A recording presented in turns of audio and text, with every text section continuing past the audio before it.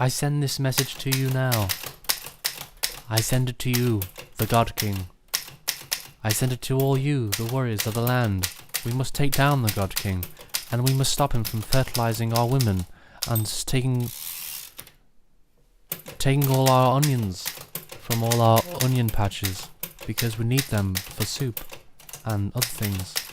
We also need our cucumbers, and we need our eggs for a plentiful and bountiful harvest. Please, God King, find it within your powerful soul to set the people